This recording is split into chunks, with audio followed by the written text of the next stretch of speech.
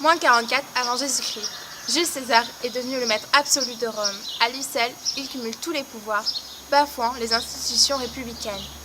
Il a reçu le consulat pour 10 ans et 5 collègues, le titre de dictateur à vie, l'impérium sur l'ensemble du territoire romain, l'ingéliabilité tribunicienne sans limite géographique, la charge de préfet des morses, la charge de grand pontife.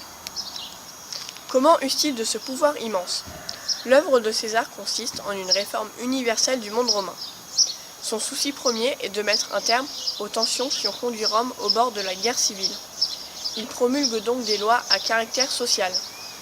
Suppression de la contrainte par corps pour les débiteurs, moratoire pour les dettes, distribution de blé gratuit, redistribution des terres jusqu'ici confisquées par les plus riches, accession à la citoyenneté romaine facilitée dans les provinces, etc. Évidemment, les optimates voient d'un mauvais œil ces réformes populaires qui leur font perdre certains privilèges et lui assurent le soutien du peuple, ainsi que de l'armée. César inquiète et dérange. Il faut dire qu'en plus, il prend un peu la grosse tête, puisqu'il tolère, voire favorise, sa propre divination. Sa statue figure à côté de celle des dieux. Il frappe des monnaies à son effigie. On donne son nom au mois de Quintidis, qui devient Julius, notre mois de juillet. À l'extérieur de Rome, il reçoit même le titre de roi omni par les Romains. C'en est trop. Pour certains, la concentration des pouvoirs entre les mains de César représente un danger pour la République. Et certainement, mais ils ne le clameront pas, un danger pour les intérêts acquis de quelques privilégiés. Sous la houlette de Brutus, protégé de César, et de Cassius, un groupe de sénateurs assassine César le jour des ides de mars, moins 44, en pleine assemblée dans la curie de Pompée, sous le prétexte de sauver la République. César reçoit 23 coups de poignard et meurt après avoir dit en grec à Brutus « Kai su teknon », c'est-à-dire « toi aussi mon petit », et non « mon fils » comme le traduit de manière ambiguë l'historien latin Suétone. En effet, le fils adoptif de César, comme on le verra, n'était pas Brutus mais Octave, le fils de sa propre nièce. La mort de César permettra-t-elle de rétablir une république forte? La mort de César, orchestrée par les conjurés qui se disent défenseurs de la République, n'aura pas l'effet retentissant attendu. Les avis sont partagés et deux clans se dessinent, celui des républicains, artisans de la mort de César, et celui des césariens qui aspirent à venger le dictateur. Rome est plus que jamais au bord de la guerre civile. Marc-Antoine, co-consul, bras droit et ami de César, et général de renom, jouissant d'une grande popularité, réagit avec rapidité et habileté en retournant l'opinion publique lors de l'éloge funèbre qu'il prononce à l'occasion des funérailles de César. Alors même que l'on dresse un bûcher et qu'on incinère le défunt avec des honneurs presque divins, Marc-Antoine déclare vouloir amnistier tous les conjurés et dans le même temps reconnaît officiellement les actes de César. Mais un nouvel homme a déjà fait une entrée remarquée dans cette situation de crise. C'est Caius Octavius, le neveu de César qui n'est alors âgé que de 19 ans. À la lecture du testament, on apprend que César a fait de lui son fils adoptif et donc son seul et unique héritier légitime. Octave entend bien faire valoir ses droits. Il revendique l'usage des trianomina de César. Désormais, l'adoption lui confère le nom de Caius Julius Caesar Octavianus, alias Octavien. Le Sénat rectifie l'adoption. Cicéron, ancien opposant à César, soutient le jeune Octavien qu'il tient sans doute pour malléable, contre Marc-Antoine, qui revendique aussi le pouvoir et qu'il considère plus dangereux. Or, Octavien est animé d'une ambition féroce et d'une habileté politique diabolique. Dans un brusque volte-face, il tourne le dos au Sénat et prend le titre de triumvir avec Marc-Antoine et les pique dans une association officielle bien qu'exceptionnelle, le triumvirat. Il s'agit d'une magistrature officielle et légale, contrairement au triumvirat de César, Crassus et Pompée en 549. Cela confère aux trois hommes un impérium de 5 ans.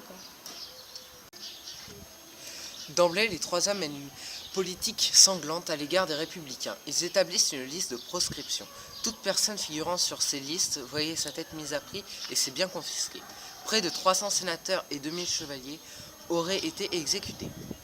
Sous le prétexte de venger César, Octavien, Marc-Antoine et Lépide vont ainsi éliminer tous les potentiels opposants à leur pouvoir.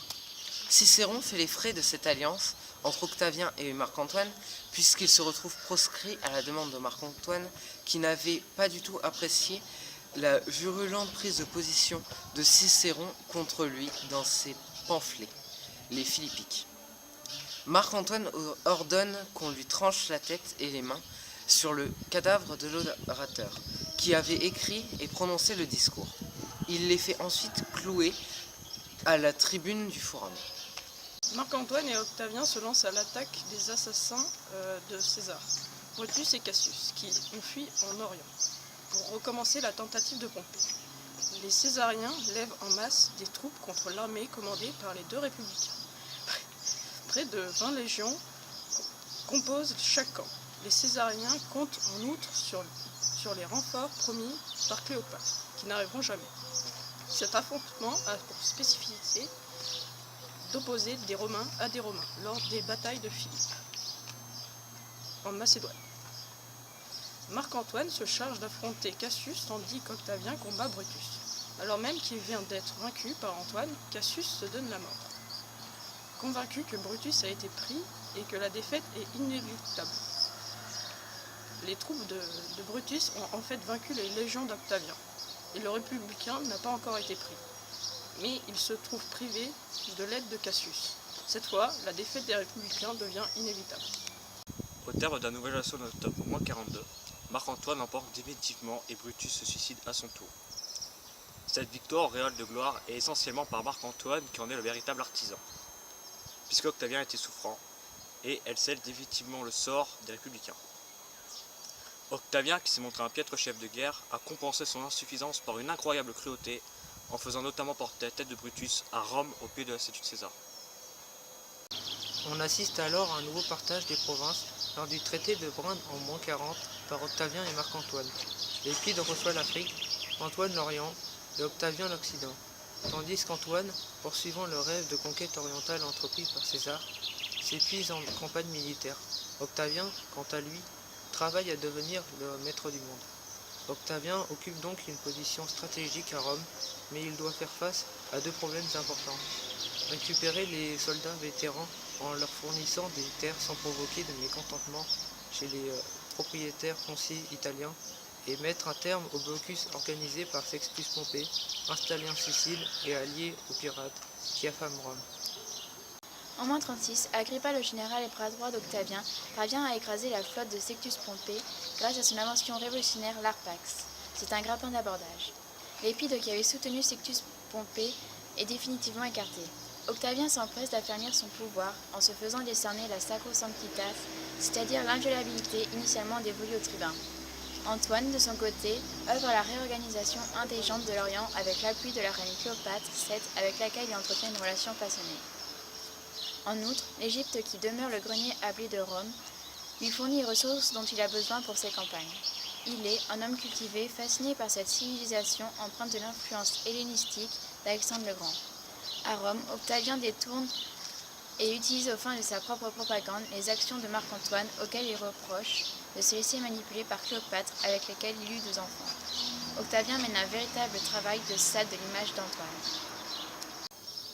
Dans le même temps, Antoine, auquel Octavien n'a pas envoyé les légions promises, essuie un échec dans son expédition contre les Parthes. Il renvoie puis répudie Octavie, venue en médiatrice, ce qui ébranle l'opinion publique. Octavien profite de l'occasion pour publier le testament de Marc-Antoine, décidé à se faire inhumer à Alexandrie, où il vit ouvertement avec Cléopâtre. Octavien accuse Marc-Antoine de trahison et fait déclarer la guerre à Cléopâtre, qu'il tient pour ennemi public, hostis des Romains. En présentant cette guerre comme une lutte de la romanité contre la barbarie orientale, Octavien emporte l'adhésion de nombre de chevaliers et généraux. Marc-Antoine se range aux côtés de Cléopâtre et passe du statut d'adversaire politique inimicus à hostis. Marc-Antoine et Cléopâtre, soutenus par les 2 consuls de -32 et par 300 sénateurs, décident d'attaquer par la mer. Mais ils sont pris de vitesse par la flotte d'Agrippa qui parvient à les mettre en déroute au large du promontoire d'Actium au sud de l'Empire le 2 septembre -32. Les galères égyptiennes transportant Marc-Antoine et Cléopâtre parviennent à fuir, mais plus rien désormais ne peut entraver la marche d'Octavien. Il enlève l'Égypte à Cléopâtre et la rattache directement à ce qui deviendra le domaine impérial. 1er août, -31. Les légions d'Octavien sont aux portes d'Alexandrie. Cléopâtre fait alors courir le bruit de sa mort. Marc-Antoine, accablé par la nouvelle, se suicide. Après avoir procédé aux funérailles de son bien-aimé, Cléopâtre se donne elle-même la mort.